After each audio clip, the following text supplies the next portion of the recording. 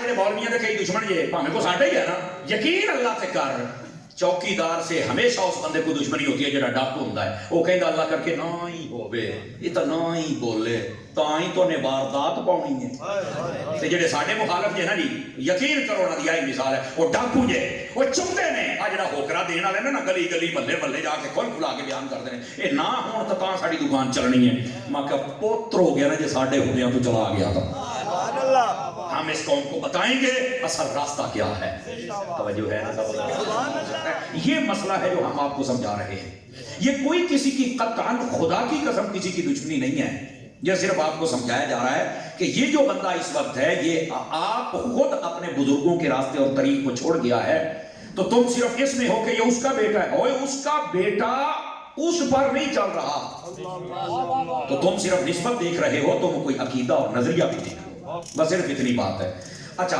ایک بات یہ کہ عقیدہ 1400 سال سے طے شدہ ہے یہ بدلا نہیں جا سکتا جب بدلا نہیں جا سکتا تو جو بدلے گا اس کے بارے میں ہم بتائیں گے کہ نہیں بتائیں گے آپ اس کو سمجھیں گے کہ نہیں سمجھیں گے اصل یہ مسئلہ ہے عقیدہ طے شدہ ہے اچھا عقیدے میں نہ اضافہ ہوتا ہے نہ کمی ہوتی ہے ہو ہی نہیں سکتی 1400 سال پہلے جو عقیدے تھے وہی عقیدے آج تک اور وہی قیامت تک چلیں گے یہ نہیں ہو سکتا کہ پہلے عقیدے 20 تھے تو آج 30 ہو گئے پہلے جناب عقیدے یہ تھے تو آج بدل گئے تبدیلی آ گئی تو یہ ہو گئے نہیں شرعی مسئلہ بدلے گا شرعی مسئلہ بدلنے کا مطلب یہ جیسے جیسے دور آتا جائے گا اس کے اندر جو مسائل پیدا ہوں گے علماء قرآن و حدیث کی روشنی میں اس کا حل بتائیں گے آپ کو اور کئی چیزیں ہوتی ہیں جن کی پہلے تحقیق کچھ اور ہوتی ہے بعد میں کچھ اور جیسے یہ ویڈیو ہے پہلے اس کی جب تک اس کی تحقیق نہیں نیا تو علماء نے ناجائز کا فتویٰ دیا کوئی بھی استعمال نہیں کرتا تھا لیکن جب بعد میں اس کی تحقیق کی گئی تو یہ تصویر کے حکم میں نہیں ہے یہ ایک شعاع ہے جو کیمرہ بنا رہا ہے جب تصویر کے حکم میں نہیں دلائل سے ثابت ہو گیا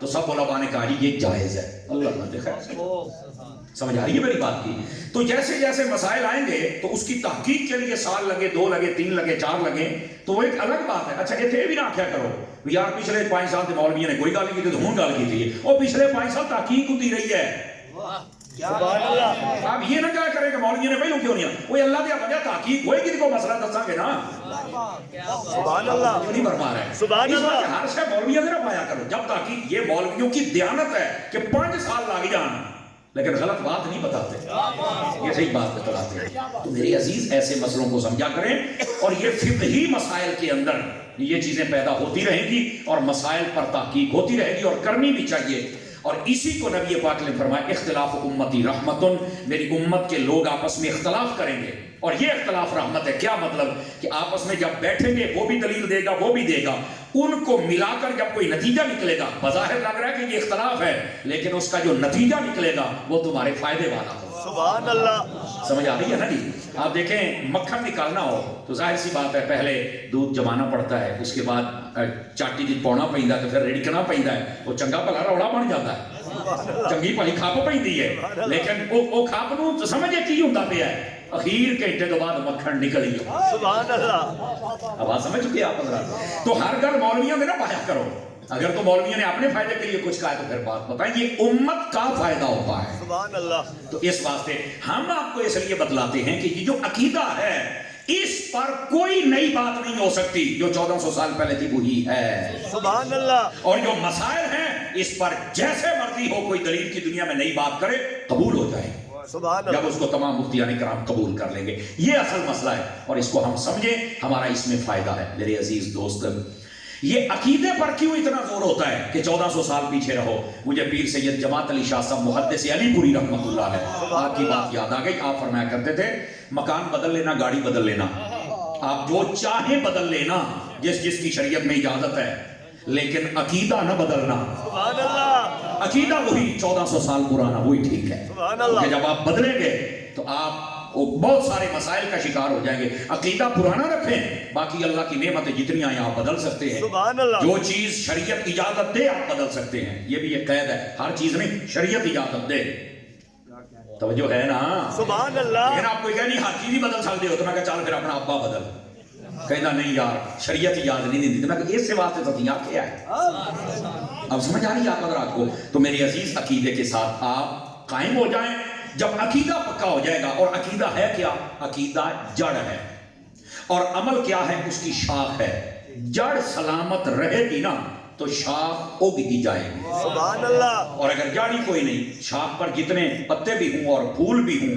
یہ نمازی پانی چھڑکی رکھ سویر تو شام تائیں ایک دن تگن کے 2 دن تھی انہوں نے سکنا ہی سکنا کاکا جو مرضی کر لے. تو اس واسطے عقیدے کی جو جڑ ہے اس کو سلامت رکھیں گے تو عمل کا شاخ اور پھول وہ بھی خوشبودار ہو. سبحان اللہ. اس واسطے عقیدے پر آپ پکے ہو جائیں. ویسے بھی آپ دیکھیں یہ جو لفظ عقیدہ اس کا معنی کیا ہوتا ہے؟ اس کا معنی ہوتا ہے مضبوطی.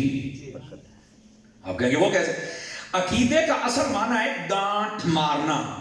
جو کوئی شے بند ہو کہ جو گانٹھ ماری تے چنگی ٹکا کے ماری پکی کھلے نا, یہ عقیدہ لفظ کا اصل معنی ہوتا ہے مضبوط کر کے کسی چیز کو باندھ دینا, پکا کر دینا.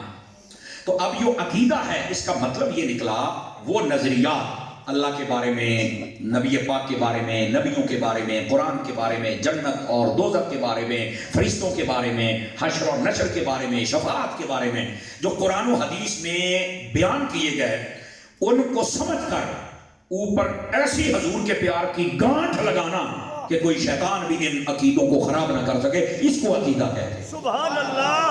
بات سمجھ آئیے آپ کو؟ عقیدہ بیسک مضبوطی ہے اور ایک جگہ پہ ٹک کر باندھ جانے کا نام ہے. اسی واسطے جب نکاح ہوتا ہے نا تو فقہا اس کو اپنی زبان میں کہتے ہیں عقد, یعنی میاں بیوی ایک دوسرے نال بچ گئے ہیں, ہن جو مرضی ہوے اے اپنے نال بچے کھلوتے نے, ٹوٹ نہیں سکتا رشتہ. ایسے ہی ہے نا جی. تو اسی طرح جو عقیدہ ہے, جو آپ نے اللہ کے بارے میں عقیدہ سن لیا, سمجھ لیا علماء سے, اب یہ بدل نہیں سکتا. کوئی کبھی انج نہیں انج ان کو تو ہی اونج ہے, تیری لوڑ ہی کوئی نہیں. آپ مضبوط ہو جائے ان کے ساتھ. اس لیے عقیدہ مضبوطی کو کہتے ہیں اور عقیدہ گانٹھ لگانے کو کہتے ہیں. کہاں پر؟ حضور صلی اللہ علیہ وسلم کے دین کو سمجھ کر, عقائد و نظریات کو سمجھ کر اپنے دل میں رکھ کر اوپر گانٹھ لگانا, اس کو عقیدہ کہا جاتا ہے. سبحان اللہ. اور پھر آگے بھی سن لیجئے, ایک ہوتا ہے عقیدہ اہل سنت. یہ اہل سنت کہنا ضروری ہے؟ میں نے کہا جی ہاں ضروری ہے. اس کی وجہ یہ ہے, دیکھیے علم الکلام کی تمام کتابوں میں لکھا ہے طریق اہل سنت بین الرفض والخروج, کہ جو اہل سنت کا راستہ ہے وہ رافضیت اور خارجیت کے درمیان کا راستہ ہے, معتدل راستہ. آپ نے سنا ہوگا معتدل, درمیانی راستہ. ہم نہ رائٹ ہوتے ہیں نہ لیفٹ ہوتے ہیں, نہ رافضی بنتے ہیں نہ خارجی بنتے ہیں. رافضی کون ہوتے ہیں؟ جو اہل بیت کی بات تو کریں لیکن صحابہ کو برا بھلا کہیں. آسان اس کی تشریح یہ ہے. خارجی کون ہوتا ہے؟ جو صحابہ کی سائڈ کو لے لیکن اہل بیت کو چھوڑ جائے. اور سنی وہ ہوتا ہے جو اپنے ایک ہاتھ میں صحابہ کا دامن لے کے چلتا ہے, دوسرے ہاتھ میں اہل بیت کا دامن لے کے چلتا ہے. یہ جو رائٹ لیفٹ ہو گئے نا, آل آل کرتے صحابہ کے دشمن ہو گئے, صحابہ کرتے آل کے, یہ غلط ہے بھائی جان, انہوں نے فتنہ کھڑا کیا ہے. یہ ہے فرقہ, ہم تو جماعت ہے. سبحان اللہ. ہم فرقہ نہیں ہے, ہم جماعت ہے. سمجھ آ رہی؟ اچھا, جماعت ہونے پر یہ دلیل ہے ہمارے پاس اللہ کی توحید بھی ہے, حضور کی رسالت بھی ہے, ختم نبوت بھی ہے, مصطفیٰ کے تمام صحابہ بھی ہیں, حضور کی ساری اہل بیت بھی ہے, سارے ولی بھی ہے. یہ سب کچھ جس کے پاس ہے وہ اہل سنت و جماعت کے پاس ہے. ابھی آپ جتنے لوگ دیکھیں, کسی کے پاس صحابہ ہیں اہل بیت نہیں, کسی کے پاس اہل بیت ہے صحابہ نہیں, کسی کے پاس ولی نہیں ہے, کسی کے پاس نبی پاک ہیں لیکن باسی اس سے بڑے پر ہما پر گئے سن. یہ سارے فارغ لوگ ہیں, ان سے بچو, اور خدا کا نام ہے محبت والے عقیدے پر. سبحان اللہ. اور اہل سنت و جماعت کا عقیدہ ہے. سبحان اللہ. میرے عزیز میرے بھائی, اس واسطے جو بات آپ کی خدمت میں عرض کر رہا ہوں اس کو سمجھنے کی کوشش فرمائیے. یہ جو اہل سنت کا لفظ ہے, جب تک یہ نہیں نہ بولیں گے, آج کہیں گے نہیں نہ میں سنیہ نہ میں وہابیہ نہ میں شیعہ نہ میں, وہ پتہ بندہ کون ہوتا ہے؟ ایک ہفتہ وہ صحابہ کا دشمن رہتا ہے کیونکہ کچھ جو نہیں نا, کچھ بہت آسان ہے. اگلے ہفتے وہ اہل بیت کا دشمن ہوتا ہے, اگلے ہفتے وہ ولیوں کا دشمن ہوتا ہے, اگلے ہفتے وہ نبی پاک کا دشمن بن جاتا ہے. کیوں؟ وہ کہتے ہیں کچھ بھی نہیں. تو کچھ بھی نہیں, آخر کچھ تو ہے نا.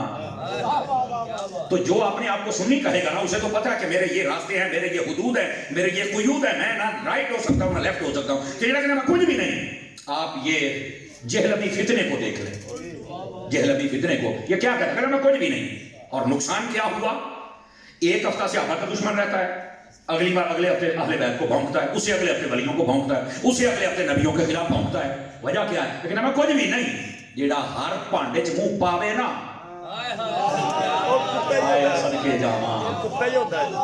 سمجھ آ رہی ہے آپ حضرات کو, اس کا یہ نقصان ہوتا ہے بھائی جان. اس واسطے تسی سمجھیا نہیں یار میں تو سیدھا سادہ مسلمان ہوں, وہ سانو ڈنگا سمجھے ہی. کیا مطلب ہے اس کا؟ وہ تو سیدھا ہے, سانو ڈنگا سمجھے.